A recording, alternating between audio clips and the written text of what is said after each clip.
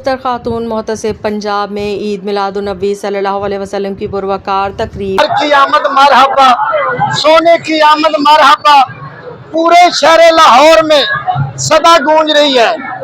तो हर तरफ कलमे का जिक्र है। पूरे लाहौर में जगह जगह पर लंगर जारी है और गलियों बाजारों और कुचों को इस तरह सजाया गया है जिस तरह दुल्हन के कमरे को तैयार किया जाता है।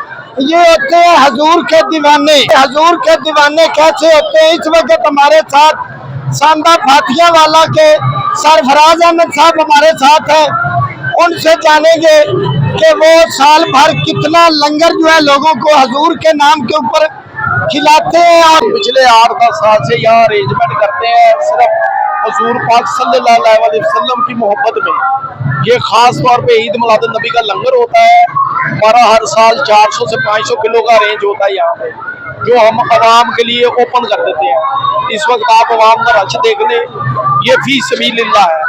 और ये वो हमारा लंगर है कि जो आम दुकानों पे इस तरह का लंगर भी मतलब मिलता है जो पैसे देके खाते हैं। ये स्पेशल हजूर सरवरे कायनात का लंगर, ये हम इसके कीदत है हमें। ये हमारे लिए हमारे सरकारें तो आलम जाना वो सब कुछ है, उनकी मोहब्बत में ये हम सारा अरेंजमेंट करते हैं। अच्छा, तो सरफराज साहब कितने मन गोश्त जो है आपने अरेंज किया? 400 केजी है सारा। 400 केजी है। हाँ जी, तो ये चलेगा इंशाल्लाह ताला रात को कोई 11, साढ़े 11, 12 बजे तक। अच्छा सरफराज साहब, ये बताना कि छोटा है बड़ा है, इसमें कोई ऐसी बात नहीं, सब एक जैसे। सरकार से पहले दूध की सबील थी, दोपहर को हमारा मतलब कि वो पालक गोश्त और चावल था अवाम के लिए। ये प्योरली अवाम की खिदमत को, कोई इसमें कोई हमारा कोई कमाल नहीं है, अल्लाह ताला की तरफ से। अच्छा सरफराज साहब, आप अकेले ये इंतजाम करते हैं या कोई अजीजों कार भी साथ मिलते हैं? नहीं, अकेले का ही है हमारा, अकेले ये हमको चंदा दी इकट्ठा करते हैं। आपके कहने का मतलब है जो कुछ है हजूर का ही है? हजूर का ही है जी, सब उसके नाम से हमें कोई चीज नहीं होता। और ये अवाम का रश देख ले, ये सुबह से दोपहर से लेकर। सरफराज साहब कह रहे थे कि ये अवाम का रश देख ले। अगर मेरा कैमरा मैन दिखाए तो दिखा सकता है कि लोग जो है यहाँ पर किस तरह जमा है और लोग जो है बेचैनी से जो है इंतजार कर रहे हैं कि जो सरफराज साहब ने मलाई बोटी और कबाब टिक्कों का इंतजाम किया है। उनका कहना था कि ये हजूर के दीवाने हैं लोग, तो हमारी तो पूरी फैमिली जो है हजूर के नाम पर जान भी कुर्बान कर सकते हैं।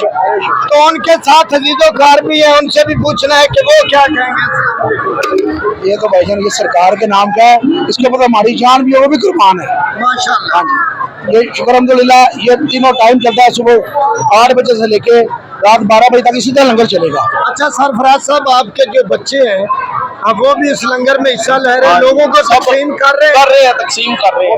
तो उनका गिराने का आपका क्या मकसद है? वो तो बच्चे हैं, लंगर आप अब देखिए, हमारी जब तक जिंदगी है ठीक है, उसके बाद हमारी औलादों को ट्रांसफर होना है।